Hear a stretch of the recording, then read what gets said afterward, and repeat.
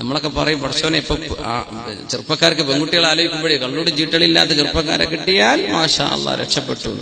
ഉസ്താദെ അങ്ങനെ പറയില്ലേ, കള്ളുടിച്ച് റോട്ട് കിടക്കാത്തവരെ കിട്ടിയാൽ രക്ഷപ്പെട്ടു എന്ന് അത്ര നോക്കാൻ പറ്റുള്ളൂ, ഇല്ലാത്തവരില്ല. ഈ ചോരൊക്കെ കള്ളുടിച്ച ചോരയായിട്ട് എങ്ങനെ അതുകൊണ്ട് ദ്വാരം നമ്മൾ സ്വീകരിക്കുക?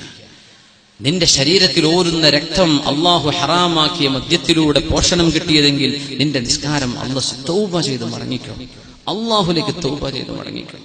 പെണ്ണ് പറയാ ഇനിയുള്ള കാലം അങ്ങനെയാ.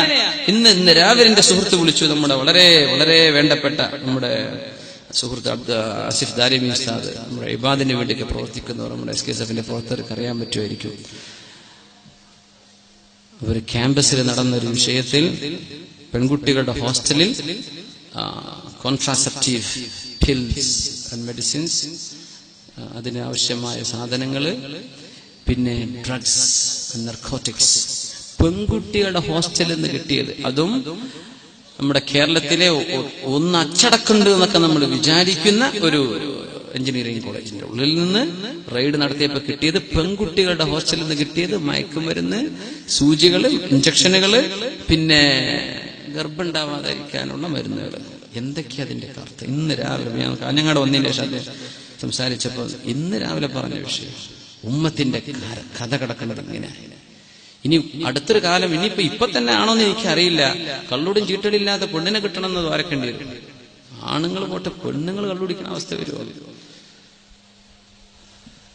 ഇത് മാറണം. മുഅ്മിനെ, മരിക്കാൻ പോണ ലോക നിന്നെ കുറച്ചു നേരത്തേക്ക് അള്ളാഹുടെ വെച്ചിട്ടുള്ളൂ, നീ പോവേ പറ്റൂ. അള്ളാഹു നിന്നെ വിളിക്കാൻ പോവാണ്. കുറെ ആൾക്കാരെ വിളിച്ചു, അവർ കിടക്കുകയാണ് മണ്ണിൽ അനന്തമായി, ഖിയാമത്ത് മഹ്ശറ വരെ വിശ്രമിക്കാൻ പോയിരിക്കുകയാണ്.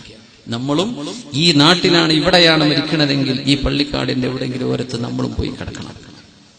ഇല്ലെങ്കിൽ നമ്മുടെ മഹല്ലുകളിൽ ആ ലോകത്തെ കുറിച്ച് ഓർത്തു.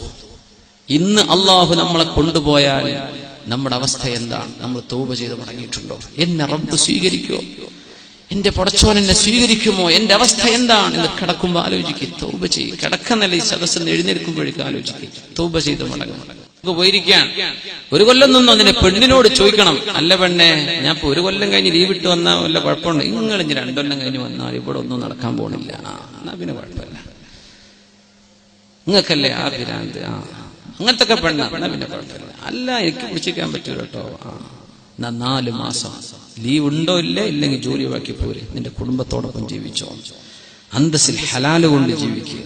അഷ്റഫുൽ ഖൽഖ് റസൂലുള്ളാഹി സ്വല്ലല്ലാഹു അലൈഹി വസല്ലം ഉമർ തങ്ങളുടെ നിയമം. ഗൾഫുകാർക്ക് ഇത് ബാധകല്ലേ? അതില്ലാത്തോണ്ടല്ലോ ഇപ്പൊ പ്രശ്നങ്ങളൊക്കെ നടക്കുന്നത്. ഒരു പണിയില്ലാത്ത ചെറുപ്പക്കാരെ നമുക്ക് പണിയിരുന്നത് എന്തുകൊണ്ടാ? ഇങ്ങനെ ഒഴിഞ്ഞു കിടക്കുന്ന വീടുകളാണ്. അള്ളാഹിനെ പേടിയില്ലാത്ത ചെറുപ്പക്കാരും അള്ളാഹുവിനെ പേടിയില്ലാത്ത പെണ്ണുങ്ങളും ജീവിച്ചാൽ ഫിത്ന വരും. ഫിത്ന വന്നാൽ അള്ളാഹുവിന്റെ അദാബ് വരും. ഞാനൊരൊറ്റ ആയത്തിലൂടെ അവസാനിപ്പിക്കുകയാണ്. واتقوا فتنة لا تصيبن الذين ظلموا منكم خاصة. واتقوا فتنة, നിങ്ങൾ അല്ലാഹുവിന്റെ ശിക്ഷയെ പേടിച്ചേക്കണം.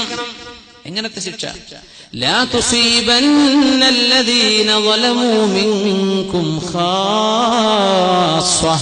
നിങ്ങളിൽ തിന്മ ചെയ്ത ആളുകൾക്ക് മാത്രമല്ലേ ആ ശിക്ഷ വരിക?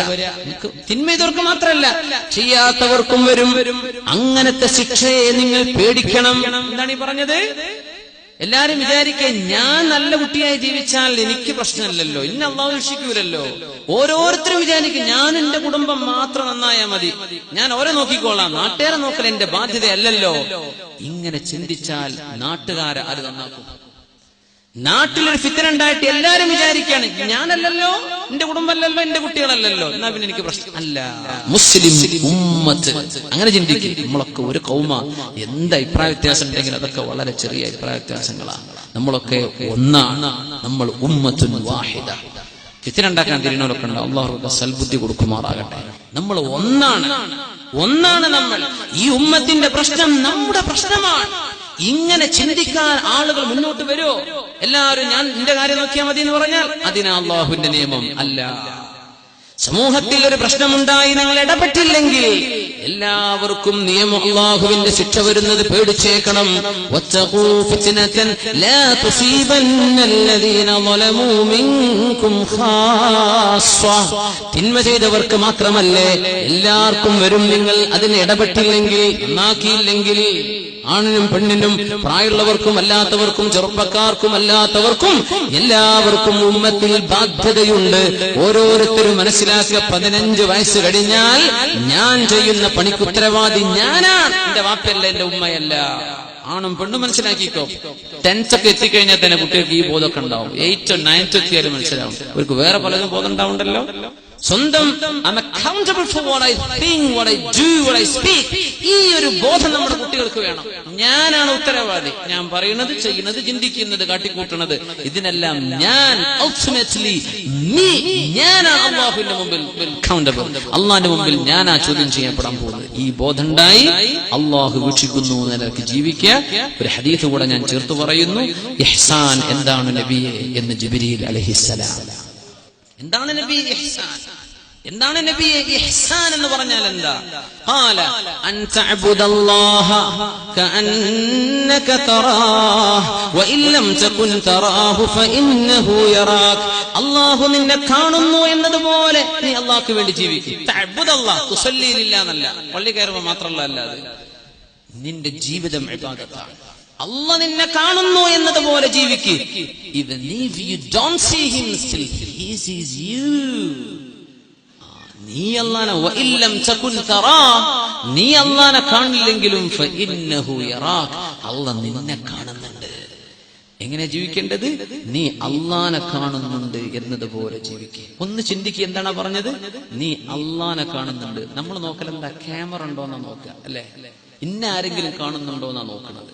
ഇവിടെ ക്യാമറ വെച്ചിട്ടുണ്ടോ? ഇപ്പൊ ഇവിടെ കുർത്തക്കേട് പറ്റൂല. മുസ്ലിം എങ്ങനെ? ക്യാമറയിലേക്ക് അങ്ങോട്ട് നോക്കുന്നവന്. ക്യാമറ ഉണ്ടോന്നല്ല, നിന്നെ കാണുന്നുണ്ട് അങ്ങോട്ട് നോക്കുക. നിന്നെ ആരെങ്കിലും കാണുന്നുണ്ടെന്ന് വെക്കുന്നത് ക്യാമറ. ഇതിന്റെ നേരെ ഓപ്പോസിറ്റാ ഇസ്ലാമിന്റെ നന്മ എന്ന് പറഞ്ഞാൽ. എങ്ങനെ? നീ ജീവിക്കുന്നു, നീ അല്ലാഹനെ കാണുന്നുണ്ട്, നീ അല്ലാഹുവിനെ കാണുന്നുണ്ട്, അള്ളങ്ങോട്ടും കാണുന്നുണ്ട്. പക്ഷെ നിന്റെ ബോധം അതായിരിക്കണം. അല്ലാഹു നമുക്ക് ഹിദായത്ത്